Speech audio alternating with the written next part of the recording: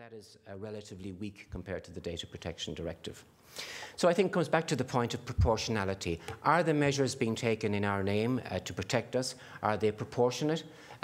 Do they accord with the principles set out in the European Convention on Human Rights and the Data Protection Convention, Council of Europe's?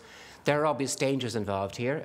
There's the dangers of misidentification and improper targeting of population subgroups. And there's also significant cost for telecommunications providers, which I know there is some here in the audience. There's also the issue of what is referred to in our world as function creep. In other words, people will say, yeah, fine, it's great to introduce these. We want to be protected from terrorism, from people putting bombs under cars and so on. But then suddenly you find, oh, well, we need to extend it to organised crime. Or in the case of the data retention regime in Ireland, to any crime. Because basically, the Gardaí have the right to access retained data in Ireland for any crime. So I think that there's points there for reflection for all of us. Again, interestingly on this issue, again, this Eurobarometer survey, it asked individuals what they thought about the use of telephone and internet data for anti-terrorism purpose. I was very struck by the fact that Irish people are at the extreme in opposing it. They're actually over half the people in Ireland said they do not want monitoring of phone traffic for anti-terrorism purpose, which is double the EU average. You go on to internet monitoring, and similarly, Irish people nearly double the EU average in terms of their view of internet monitoring for law enforcement purposes.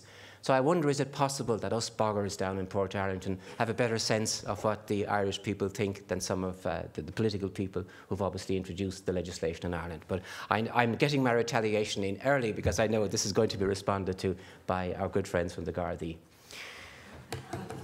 And we actually have good relations with the Gardaí. We just sometimes differ on some points of detail, let's put it that way. I think when we come to the broader issue of privacy and technology, it's an issue, I think, of managing attention. There is a tension there between the great positive possibilities of technology, but the dangers to privacy that are there.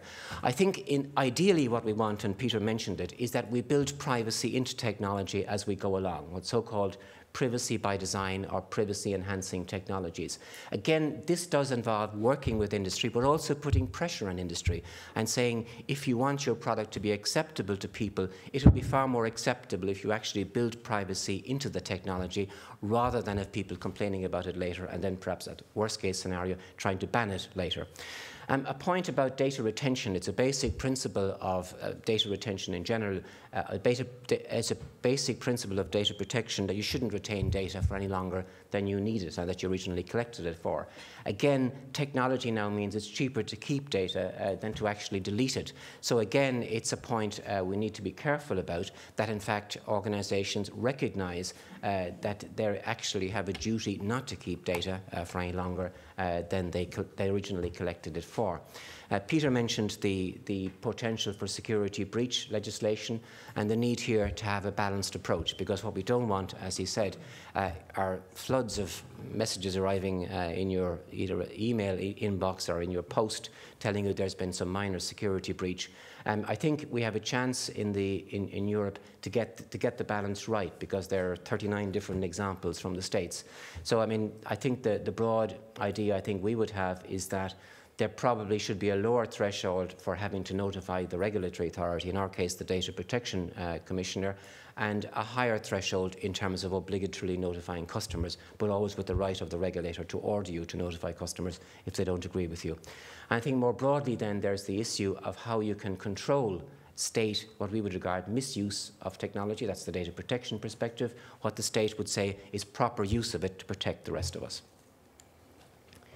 Again, interestingly, in terms of Irish organisations, it's good to see that, in fact, organisations in Ireland that do transfer data over the internet, they do use enhanced security when they're doing so. In other words, they recognise that when they're on the internet, there actually is an increased danger to the data, and they actually do use enhanced security, which is a very positive result. So, coming to the end of what I have to say, I think in terms of future challenges, A key point has to be education. I think Peter mentioned the joys of our teenagers going on social networking sites and not thinking about the consequences of those wonderful pictures of a party appearing 3 years later when you're looking for a job in a bank or somewhere like that. So we need better education, and here we have the Internet Advisory Board doing very useful work, as are a number of other organisations. I think we need better working with industry to build privacy into technology as we go forward. I think we must remember that privacy rights actually are technology neutral, and the basic principles on which our national law and our EU law are based are technology neutral. They're basic principles which in the European case are embedded in the right to privacy as set out in Article 8 of the European Convention on Human Rights, now set out as well in the Charter of Human Rights. So I think that we have to bear in mind that the fact that we're living in an internet age does not alter our rights, our expectations we should have of privacy as we go forward. There certainly is a case for better internationally agreed rules for companies like Google, which operate internationally. It is quite understandably very difficult for them to operate to different rules in different countries, and it is very important that for those companies that are operating globally, bearing in mind they are not every company, it is important that we agree earlier, sooner rather than later, to a set of rules that they can reasonably adhere to and that make sense. Thank you very much for listening to me, and thanks for all of you.